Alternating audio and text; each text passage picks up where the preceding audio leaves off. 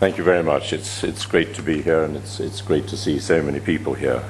I've just been given a bit of a wigging by one of my colleagues when I suggested I wasn't going to answer all these discussion points, but perhaps I can answer them, I hope not flippantly, very quickly, and then go on to give you a sort of snapshot of my views on the economy, the politics. I'd like to round off with a little bit of diplomacy. When will Zimbabwe see a real recovery? I'm a bit of an optimist, amazingly enough. Most people in this room, I suspect, are skeptics, although many of you I know are businessmen who are longing to go back in on the ground floor and make pots of money, and that possibly could happen too. When will it recover? All being well, it'll start really getting going in 2 years' time, and in 10 years' time, I hope Zimbabwe will be back as one of the most successful countries in Africa, and I believe that actually could happen.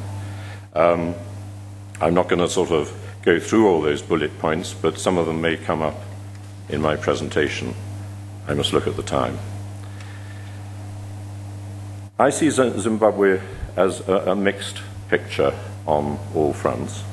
As Adam, our chairman, mentioned, I was there 2 days ago.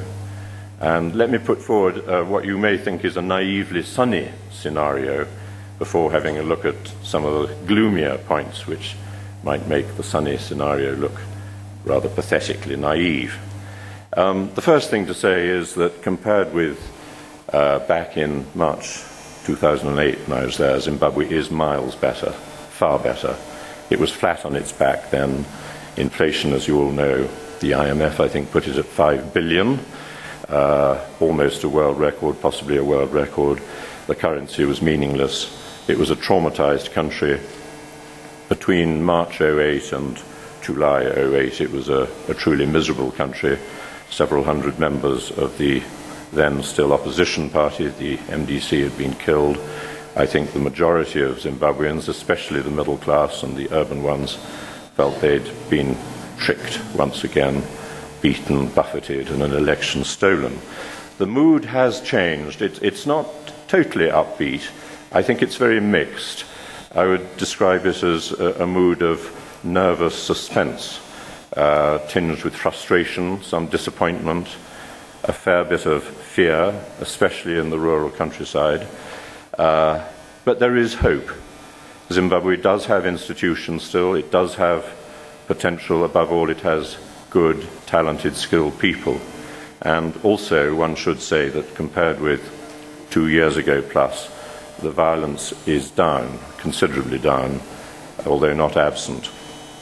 On the economic front, just to persist in this hopeful tone, the most important thing undoubtedly was the dollarization, randization, if you can say that also, of the economy, which brought back predictability and has brought inflation down to about 4 or 5%. In Harare, there is undoubtedly a sense of welcome. Welcome, glad to see you all. In Harare, there is a palpable sense of vibrancy, I believe. It's very mixed, but there is energy. The informal sector, some people say, accounts for 80% of the economy. Tendai Biti wouldn't agree. I saw him a few days ago and asked him about that. But people, although they get paid very little, $176 a month is the sort of going sort of civil servant rate, when survival is still reckoned at $2 a day. But people are getting paid. There is a sense of certainty and predictability. All goods are available, decent food and so forth. One should say in brackets for those who can afford it, but many can somehow.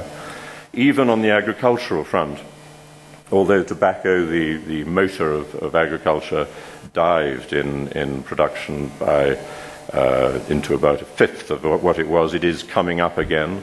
There are some go-ahead small-holding farmers who are beginning to produce.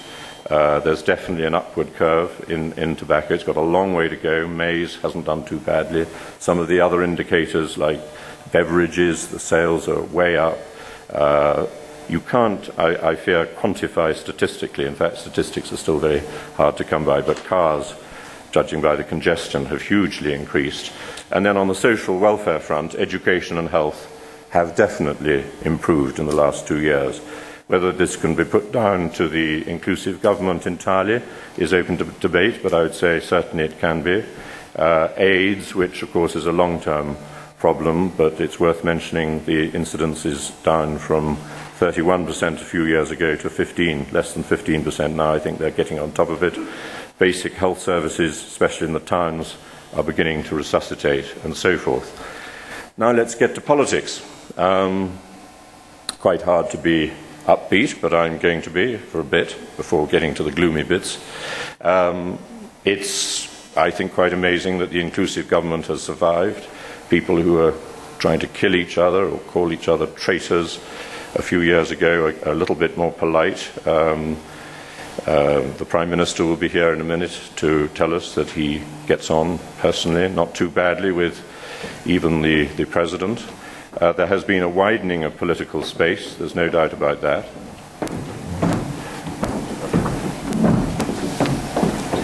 Forgive me for stopping for a minute just to welcome the Prime Minister. Hi, good to see you. Very good to see you again. I'm going to be slightly embarrassed here because I'm probably going to say some things that he'll think are a load of rubbish, but there we go. I was just saying, Prime Minister, that the political space has widened. The media are by no means completely free, but there is a growing freedom which we hope will grow more. The emergence of Newsday, for example, the possible return of the Daily News, and the Prime Minister, I think, will tell you that he thinks things are moving ahead. I suppose the biggest thing that we should note is that Robert Mugabe, a few days ago, promised new elections next year.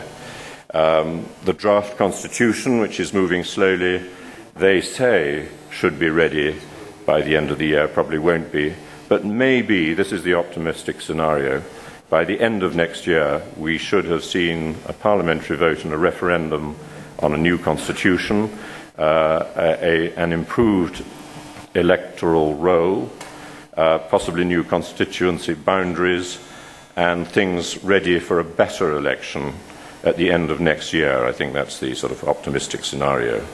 Opinion polls, I may say, they're not foolproof by any means, but they haven't had a bad record, particularly one of the ones that came out yesterday, a few days ago, suggests that the MDC is far, far ahead. And I think if the MDC is sensible, and I got the impression from the Prime Minister that this was his plan, that if he were to win, there would be another inclusive government bringing in the better elements of ZANU-PF, which do exist. The hope would be that the President would go into an honoured retirement. There might be an amnesty for the securocrats who have been so powerful in the last few days, perhaps even a Truth and Reconciliation Commission along the lines of South Africa, and a culture of respect for property and the law and so forth. Just a small note still on the, I think, the more hopeful scenario. Many people are obviously here interested in agriculture. Would any of the commercial farmers who've been chased off the land, there are only about 150 left in their sort of, as they were before, and a few more who have special arrangements, would they come back? I don't think many would come back, and both the main parties have said that there would be no reversal of land reform, but there should be proper compensation, and with a bit of luck, many commercial farmers, a minority indeed, would come back on management contracts, leaseholds, and so forth.